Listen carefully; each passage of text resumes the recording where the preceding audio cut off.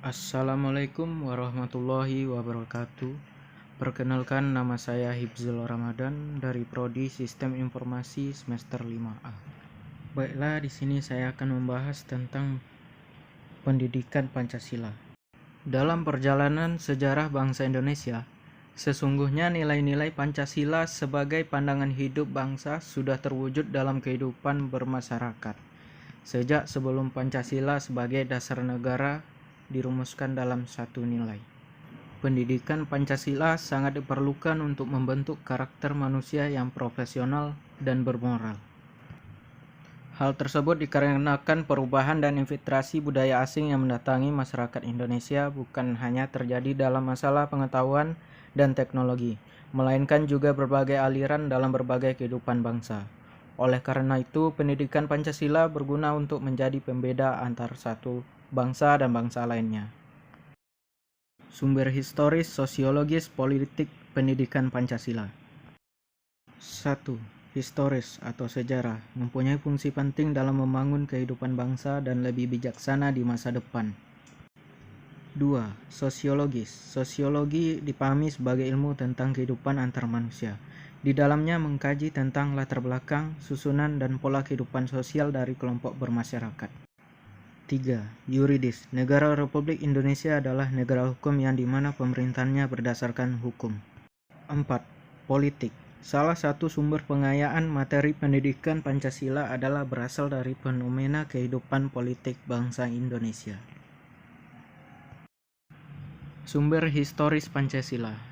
Dari dulu sudah ada di adat istiadat, kebudayaan, dan agama sudah ada terkandung nilai-nilai Pancasila di dalamnya. Sumber sosiologis Pancasila. Dari dulu sudah tumbuh nilai-nilai Pancasila di masyarakat, yang di situ adanya gotong royong dan toleransi. Sumber politis Pancasila. Nilai-nilai dasar yang terkandung dalam Pancasila bersumber dari kearifan lokal, budaya, dan pengalaman bangsa Indonesia. Bagaimana Pancasila dalam arus sejarah bangsa Indonesia? Pancasila merupakan dasar resmi negara kebangsaan Indonesia sejak 18 Agustus 1945. Periode pengusulan Pancasila. Perumusan Pancasila pada awalnya dilakukan dalam sidang BPU PKI 1 Juni 1945. Yang disampaikan oleh Insinyur Soekarno saat itu menyampaikan 5 butir gagasan negara. Yang pertama, nasionalisme, kedua, internasionalisme, ketiga, mufakat atau demokrasi, keempat, kesejahteraan sosial, dan kelima, ketuhanan yang berkebudayaan. Pancasila sebagai ideologi negara. Konsep ideologi. Ideologi berasal dari kata idea yang artinya gagasan, konsep, pengertian dasar, cita-cita, dan logos berarti ilmu. Ideologi juga diartikan sebagai cara berpikir seseorang atau suatu golongan. Tokoh Indonesia. Menurut sastra Prateja, ideologi adalah seperangkat gagasan atau pemikiran yang berorientasi pada tindakan dan diorganisir menjadi satu sistem yang teratur. Menurut Surjanto, ideologi adalah hasil refleksi manusia berkat kemampuannya menjaga jarak dunia kehidupannya. Fungsi ideologi. Yang pertama, sarana pemersatu bangsa Indonesia. Kedua, membimbing dan mengarahkan bangsa Indonesia untuk mencapai tujuan. Yang ketiga, memberikan motivasi untuk menjaga dan memajukan jati diri bangsa Indonesia. Yang keempat, menumbuhkan jiwa nasionalisme dan patriotisme. Kapitalisme.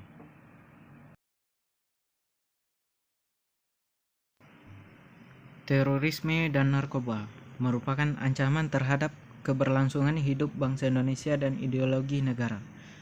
Yang pertama, terorisme mengancam keamanan negara, mengancam disintegrasi bangsa, berdampak perekonomian bangsa.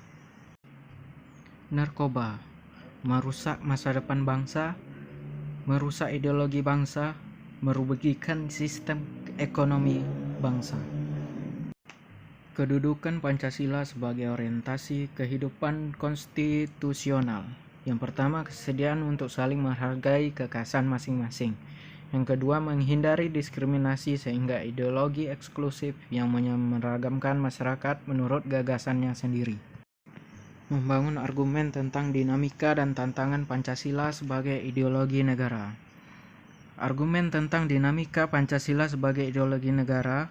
Masa Orla ideologi Pancasila mengalami pasang surut karena dicampur ideologi dan kemanusiaan komunisme dalam konsep Nasakom. Masa Orba ideologi Pancasila menjadi asas tunggal bagi semua organisasi politik dan organisasi masyarakat. 2. Argumen tentang tantangan terhadap Pancasila sebagai ideologi negara. Pancasila sebagai ideologi negara meliputi faktor eksternal dan internal. Faktor eksternal, pertarungan ideologis antar negara-negara superpower. 2. Menguatnya isu kebudayaan global. 3. Meningkatnya kebutuhan dunia karena pertambahan penduduk dan kemajuan teknologi. Faktor internal, pergantian rezim yang berkuasa melahirkan kebijakan politik yang berorientasi pada kepentingan kelompok atau partai sehingga ideologi Pancasila sering terabaikan. Kedua, penyalahgunaan kekuasaan atau korupsi mengakibatkan rendahnya kepercayaan masyarakat terhadap rezim yang berkuasa.